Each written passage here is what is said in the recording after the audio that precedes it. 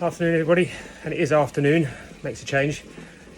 Normally it's early in the morning, but today's little turbo talk comes at about 4 o'clock in the afternoon, Thursday afternoon. And we're on, actually just only halfway through, a 90-minute, very steady recovery ride. So on Zwift, so plenty of time to listen to an audio book, contemplate life, and put a little video together.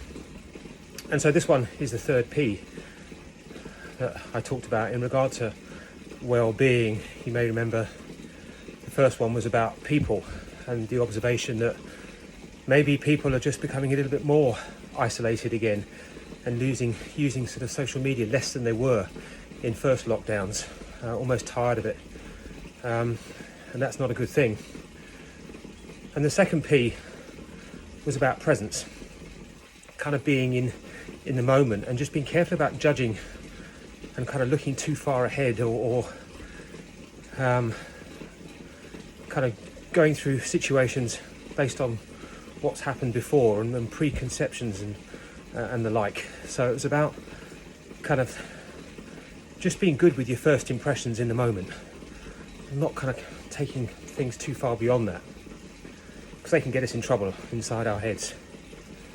And the third one is around purpose, or sometimes in the well-being circles often known as sort of positive intention. This idea that we need direction, which is no great surprise.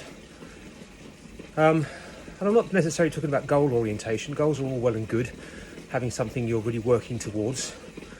But I'm kind of talking more about intention, which is almost how we go about our goals, the way we want to be, what we're trying to do with ourselves.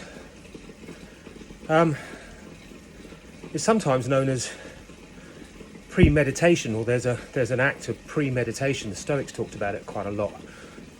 So rather than mindfulness and meditation, which is about kind of being still and being in the moment, this premeditation is this kind of taking time out to think, to contemplate.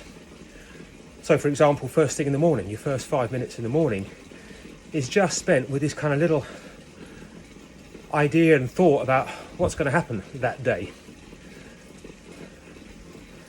And be able to look at it sometimes from the third person, just dispassionately, objectively, but with intention. This is what I want to do today. This is how I want things to go today. This is who I want to be today, how I want to go about things. And you can do this several times a day. You can do it at lunchtime. How are things going today? Am I being who I want to be? Am I getting angry, frustrated, or am I able to deal with things in the way I want to? And you can do it at the end of the day. Last thing is have a little reflection on the day. So this idea of premeditation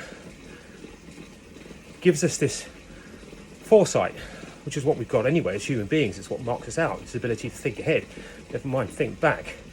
But without this kind of idea of kind of really planning and goal setting, which is sometimes setting us up to fail, this idea of a positive intention, this idea of using premeditation to have a little think about what direction you're trying to take, both for the day, for the month, for the year, for life. Trying to set your compass to north. And I think that's a really powerful thing to be able to do. And I think it's really necessary when we talk about well-being. Is kind of have this idea of where we're headed as we're going through times of such uncertainty. No one knows where we're going. But to have some kind of intention. And if your intention is to get through the day with a smile, is to get through the day and be kind to someone, to achieve something today, whatever it might be, then that's a good thing. And that's about all we can hope for. So maybe tomorrow when you wake up, just spend those first 5 minutes either lying in bed or as you get out of bed, just thinking about your intention for the day. See what happens.